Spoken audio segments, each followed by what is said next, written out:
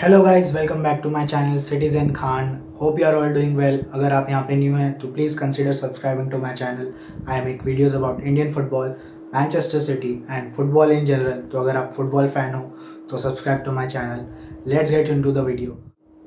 Video के title से आपको पता चल गया होगा कि ये वीडियो थोड़ा अलग होने वाला है। Like I generally talk about analysis, previews, post matches stuff. But अभी मैचेस तो ऑलमोस्ट इंडियन सुपर लीग, आई लीग का ऑलमोस्ट ख़त्म हो चुके हैं। ऑलमोस्ट तो नहीं, ISL एंड आई लीग तो ख़त्म ही हो चुकी है। आई लीग सेकेंड लीग चालू है। बट अभी business end of the season या फिर business end of the starting of next season यानी कि ट्रांसफ़र सागर्स चालू हो गए एंड द हॉटेस्ट टॉपिक जो है उनके बारे में हम बात करेंगे। तो सबसे पहले तो अभी जो hottest right now in the Indian football scene है वो है ATK मोहन बगान। सॉरी बोलना चाहूँगा मैं यहाँ पे, Mohan Bagan Super giants.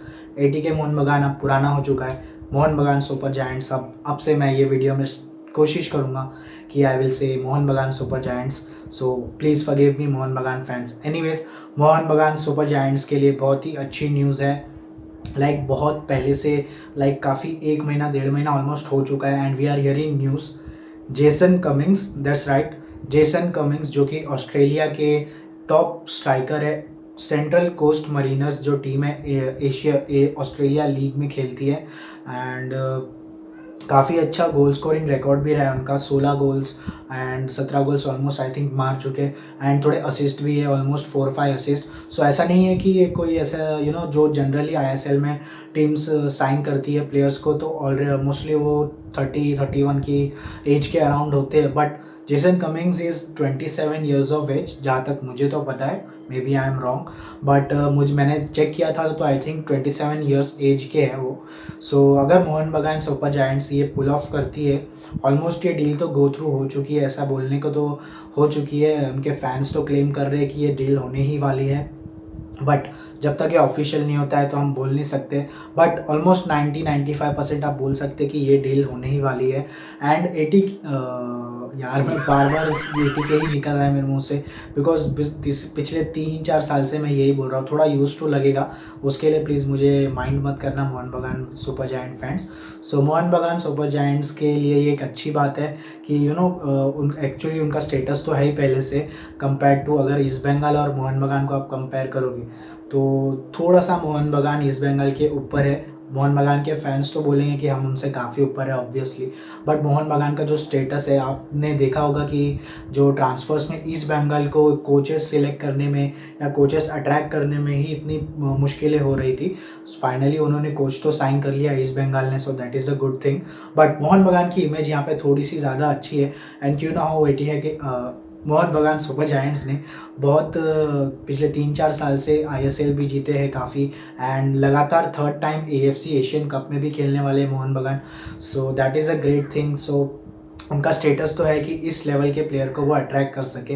Because देखो, जेसन कमिंग्स जो प्लेयर है भाई, कोई छोटे मोटे प्लेयर नहीं है। आराम से कोई भी यूरोप की टॉप लीग में उनको कोई भी क्लब साइन कर सकता है, मिड टेबल हो या इवन यूरोपियन प्लेसेस में भी कोई टीम खेल रही हो। तो जेसन कमिंग्स जैसे प्लेयर जो 16 गोल मार सकता है, अगर आपको एक लीग में 16 गोल मार के दे सकता है, जो वन ऑफ द ऑस्ट्रेलिया की एशिया की टॉप लीग्स में आती है, ऑस्ट्रेलिया लीग ऑब्वियसली। सेंट्रल कोल मरीनर्स के प्लेयर अगर है 16 गोल मार रहे हैं तो कोई भी यूरोपियन टीम उनको साइन कर सकती है। ऐसे में अगर मोहन बगान उनको साइन कर लेती है, जो कि ऑलमोस्ट हो चुका है, so that will be great thing for the Indian super league fans and Mohan Bagan super giant के फैंस के लिए तो अच्छी बात है। होप कि ये डील थ्रू जाती है and we can see him scoring goals in the ISL next season. वैसे तो ट्रांसफ़र न्यूज़ बहुत सारे और भी चल रहे होंगे, आई एम श्योर। बहुत सारी टीम्स एक्टिव है ऑब्वियसली। दूसरा सीजन स्टार्ट होने से पहले many rotations and many replacements will be there in ज़्यादातर टीम्स में हमको देखने मिलेगा। बट मोहन बगान की मैं डायरेक्ट ट्रैवल्स की बात करूँगा कि उनको काफ़ी मुश्किल हो रही थी कोच सिलेक्ट करने में। बहुत सारा सागा चला कि लोबेरा साइन होने वाले हैं, बट लोबेरा ने साइन नहीं किया। फाइनली कार्लेस क्वाड्रेट साइन हुए। वो अच्छी बात है। एंड अभी न्यूज़ आ रही है लेटेस्ट की जो कि हैदराबाद के प्लेयर थे सिवेरियो, अगर आप देखते तो काफ़ी अच्छा गोल स्कोरिंग रिकॉर्ड रहा है उनका। काफ़ी एज अ सब आके गोल स्कोर किए और स्टार्ट भी करते तो आई थिंक गोल स्कोर करते ही है। यानी कि आप उनके ट्रस्ट कर सकते हो पूरी तरह तरह गोल स्कोर करने में, एंड काफ़ी अच्छे गोल स्कोर करते हैं। ऐसा नहीं कि टैप इन्स मारते हैं वगैरह वगैरह, बट एबिलिटी काफ़ी अच्छी है उनकी। एंड हैदराबाद के लिए एक काइंड ऑफ एक लॉस हो सकता है, बट ऐसा लग रहा है कि हैदराबाद एफसी थोड़ा रिवैम्प करने वाली है, काफ़ी सारे प्लेयर्स उनके जाने वाले हैं। और दूसरी तरफ बात करें तो हैदराबाद से आई थिंक आकाश मिश्रा भी जो है एटीके मोहन बगान में, again I will like to say sorry.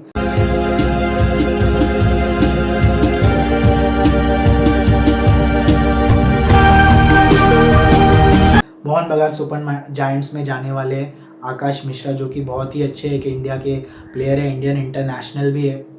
सो या मोहन बगान सुपर जायंट्स में हैदराबाद एफसी से जाने वाले हैं शायद आकाश मिश्रा भी। एंड दूसरे जो प्लेयर है सीवेरियो की बात कर रहा था, वो ईस्ट बंगाल की बात चल रही है कि striker as a striker East Bengal almost sign कर ही चुकी है। जिस तरह से जेसन कमिंग्स का सागा चल रहा है, ऑलमोस्ट उनका भी कंप्लीट हो चुका है। ऑफिशियल अनाउंसमेंट्स की देरी है मेरे हिसाब से। सो या we will have to wait and see कि ईस्ट बंगाल ये डील कर पाती है या नहीं। एंड उसके बाद दूसरी हम बात करेंगे कि कैसे नापोली, जी हाँ नापोली, अगर आपको पता नहीं है तो इटली की टीम है जो सेरिया के सेरिया की काइंड ऑफ टॉप टीम रही है पिछले 1 साल से। और फाइनली 33 इयर्स बाद इटली की टीम नापोली ने ये स्कूडेटो, जो कि इटली में कहा जाता है स्कूडेटो, जीता है, यानी कि इटली की चैंपियनशिप का टाइटल जीत लिया है। सो या ये टाइटल उन्होंने थर्सडे को जीता था। आई थिंक यूडिनीस की जो टीम थी, यूडिनीस, जो भी प्रोनाउंसिएशन में भी आई एम रॉन्ग, तो 1-1 ड्रॉ, बस एक पॉइंट चाहिए था नापोली को। एंड वो ये गेम अगर जीत जाते तो ऑब्वियसली टाइटल होता ही, बट अगर ड्रॉ भी हो जाता तो टाइटल उनका होता। एंड ड्रॉ कर लिया, ओसीमेन ने जो गोल्स मारे, एंड उसके वजह से नापोली ने 33 इयर्स के बाद ये टाइटल जीता है। सो यहाँ पे मैं बात करना चाहूँगा उनके जो कोच है उनके बारे में भी।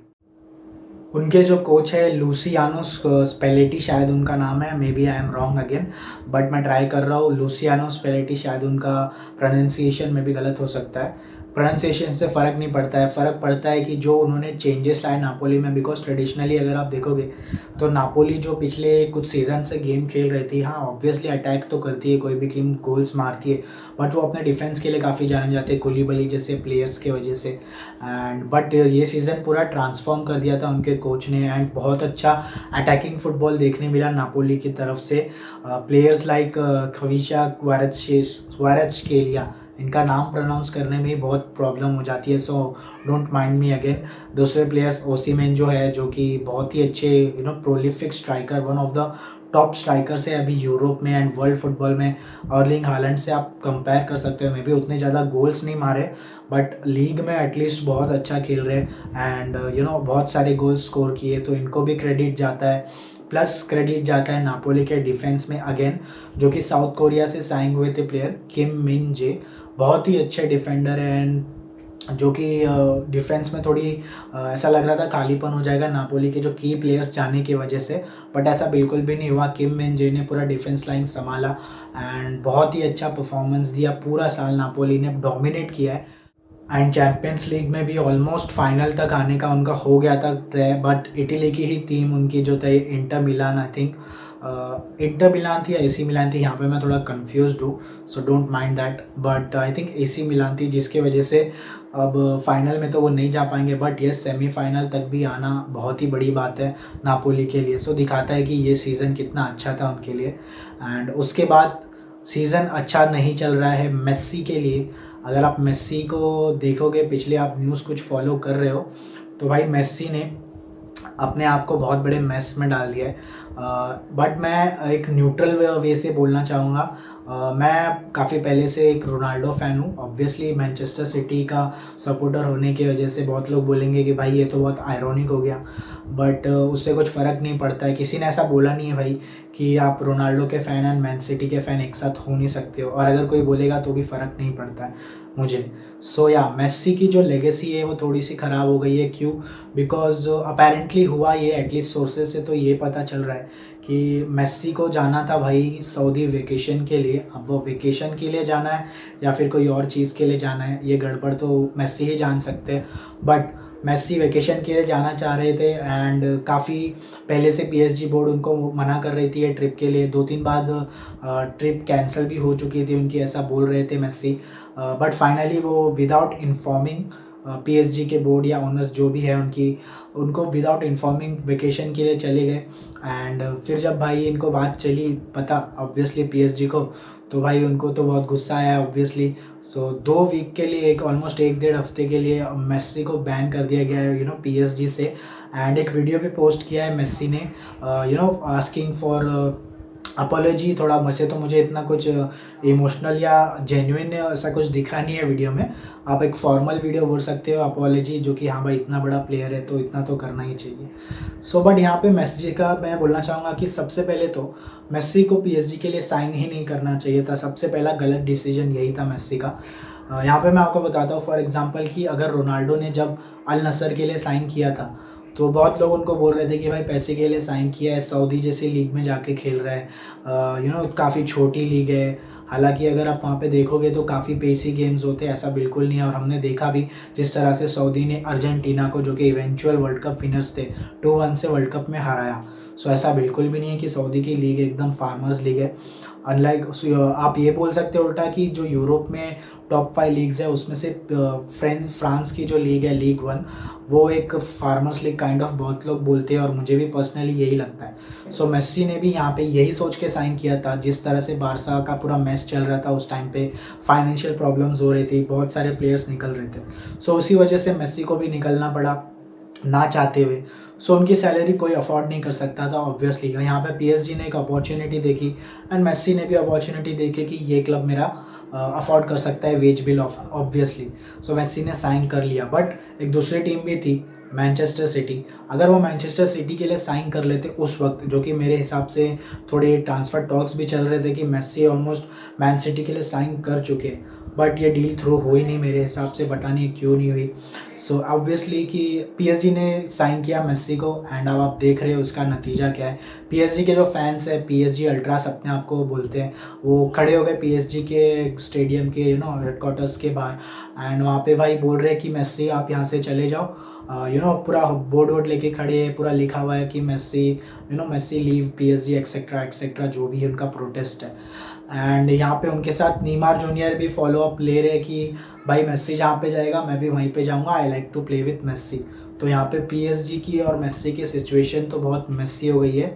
एंड मैनचेस्टर सिटी अगर मेसी आ जाते हैं, बात तो ये चल रही है कि सऊदी में भी जो कि क्रिस्टियानो रोनाल्डो के जो क्लब है अल नसर, उनके डायरेक्ट राइवल्स के लिए मेसी साइन कर सकते हैं। बट इसकी प्रोबेबिलिटी तो मुझे बहुत कम लग रही है। मुझे नहीं लगता है कि मेसी सऊदी में खेलना चाहेगा। मे बी वो यूएस में जा सकते हैं एंड मे बी उनके जो चाइल्डहुड क्लब थे अर्जेंटीना में उसमें भी जा सकते हैं। बट बेस्ट ऑप्शन मेरे को पर्सनली, मेरा ओपिनियन है, मुझे ये लगता है कि अगर मैनचेस्टर सिटी के लिए साइन कर दे तो उनके लिए बेस्ट रहेगा। सबसे पहले तो मैनचेस्टर सिटी मेसी का वेज बिल अफोर्ड कर सकते हैं ऑब्वियसली।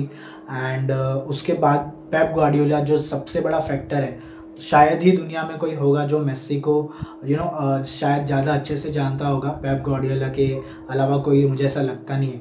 अगर मेसी पेप गार्डियोला के साथ साइन कर लेते हैं तो उनके लिए भी अच्छा होगा एंड सिटी के क्लब के लिए भी अच्छा होगा, because city continuously champions league खेल रही है, उसके लिए कंटिन्यूसली लड़ रहा है एंड फाइनल तक भी ऑलमोस्ट जाता है, सेमीफाइनल भी पक्की मैन सिटी अब करता ही है। एंड ट्रॉफीज़ डोमेस्टिकली तो ऑब्वियसली 4-5 ट्रॉफीज़ हो गई है पिछले 4-5 साल में, बहुत ट्रॉफीज़ हो गई है। मेसी के लिए तो परफेक्ट क्लब मुझे लग रहा है मैन सिटी ही है। बट मेसी के हाथ में है सब कुछ and we will have to wait and see. तो guys that's it for this video. आज के वीडियो के लिए इतना ही। थोड़े ट्रांसफ़र टॉक्स एंड मैच के बारे में, नापोली के स्कूडेटो के बारे में बात करी। उसके अलावा तो लीग तो इंडिया की ऑलमोस्ट एंड हो चुकी है, आईएसएल वगैरह। अगर ट्रांसफ़र टॉक्स कुछ भी आएंगे एंड चैम्पियंस लीग पे हम वॉच रखेंगे, उसके बारे में वीडियो बनाऊंगा। एंड इंडियन फुटबॉल में भी काफ़ी चीज़ें हो रही है। वुमेंस लीग हमारी अंडर 17 जो परफॉर्म कर रही है, बहुत अच्छा कर रही है, तो उसके ऊपर भी वीडियो बनेगा। If you want to see that, please subscribe and support to my channel. And as always, let's go blues.